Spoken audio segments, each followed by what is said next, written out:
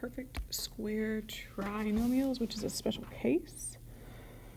You can still, at least for these first two, do this with the X game. But it gets a little more complicated on stuff like number 11. And then in that case, you would want to make sure you know the rule. Okay, but let's go ahead and do this with the X game first, and then I'll go back and explain the rule for perfect square trinomials, okay? We can see that this one has 3 terms. We're multiplying to 16, adding to 8. Well, that would be 4 and 4. So it would be x plus 4 and x plus 4. So it's kind of tacky to leave it like that when you have 2 of the same thing. So then you need to do x plus 4 squared. So what the rule for the perfect square trinomial says is that you've got your first term is a perfect square, obviously x squared. The last term is perfect square. 16 is 4 squared. And then the middle is 2 times 4 times x. So that's how you get 8x. You're going to have 2 of the same thing. So once you know, I always probably talk about this as like a and b. Once you know these 2, then you should have a plus b, the quantity squared, so 2 of the same thing. So your main job is to figure out, okay, if this first term is a perfect square, the last term is a perfect square, and the middle is double of those 2 things, then I should be able to write it as a perfect square trinomial.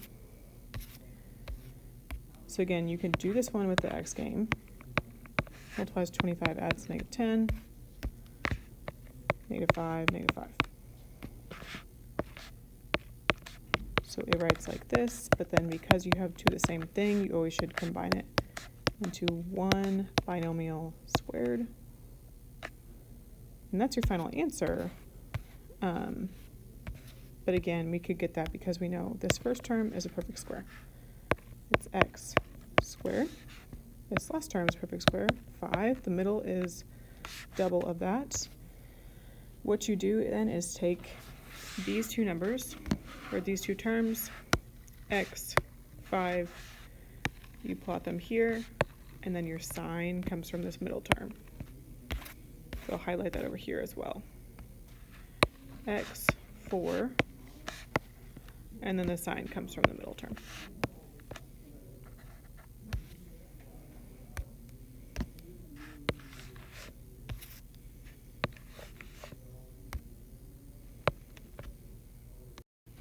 Okay, so we'll deal with this last one purely as a perfect square trinomial because I can see obviously this is a perfect square, so is that.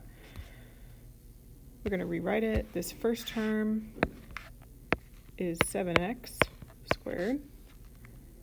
This last term is 2y squared. Okay, so here's my 2 things I'm using, 7x and 2y. Okay. So I'm going to put these right here, be 7x, 2y. The sign comes from the middle term. It's a plus, and I know that because, again, this is a plus sign right here. And we would need to make sure that this is squared because that means there's 2 of the exact same.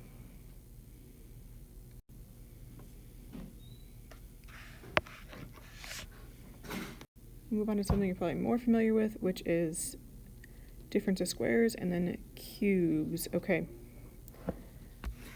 You're going to see me write difference of squares as a squared minus b squared, and then a plus b, a minus b, it's the same thing. Okay. So on number 10, we want to figure out, okay, well, what is being squared there? Some teachers will write like a square root sign. I don't like to do that because I don't want you to get confused about when we're solving versus when we're not. So we're just going to go ahead and write it as, okay, well, what squared is 64x squared? That would be 8x. And then it's minus, what squared is 49? 7. This is my a, and this is my b. When I have difference of squares, it's going to be a plus b, a minus b. So it's going to be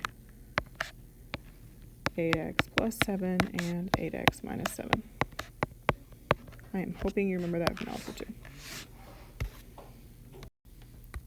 this one, and we're going to write it as what squared minus what squared. The big important thing for difference of squares is you can only do difference of squares if it's actually a difference, meaning a minus sign. So both of these have a minus sign, which is how I know, yes, we're good to go and do difference of squares, and obviously have perfect squares. So 4x squared is 2x squared. 25 is 5 squared. This is your a, this is your b. It is a plus b, a minus b. So it's going to be 2x plus 5, 2x minus 5. The reason why it has to be positive negative is because your b term here, by the way, is 0. So in order to add it up to 0, you have to have plus minus.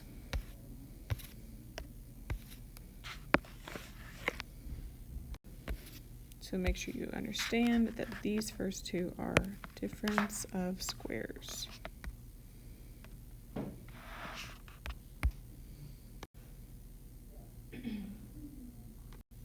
These last two are cubes. So the first one is sum of cubes. The last one is difference of cubes. You don't necessarily need to know the difference. When you've got a to the third, I will say plus or minus b to the third. It's going to become a, b, a squared, a times b, b squared. And then, like you see at the top of the page, the signs follow SOAP. So same, opposite, always positive. So let's look at this first one.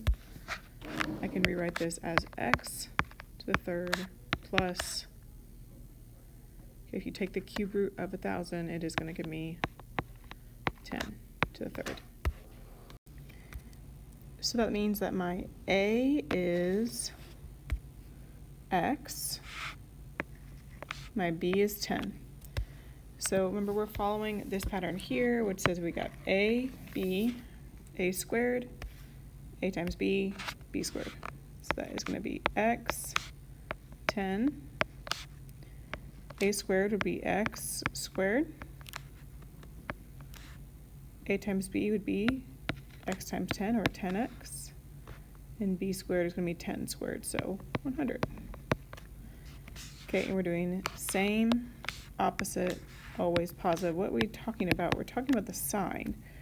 So we want the same sign, plus sign. Same sign, so it's going to be plus. Opposite sign, negative, always positive, plus.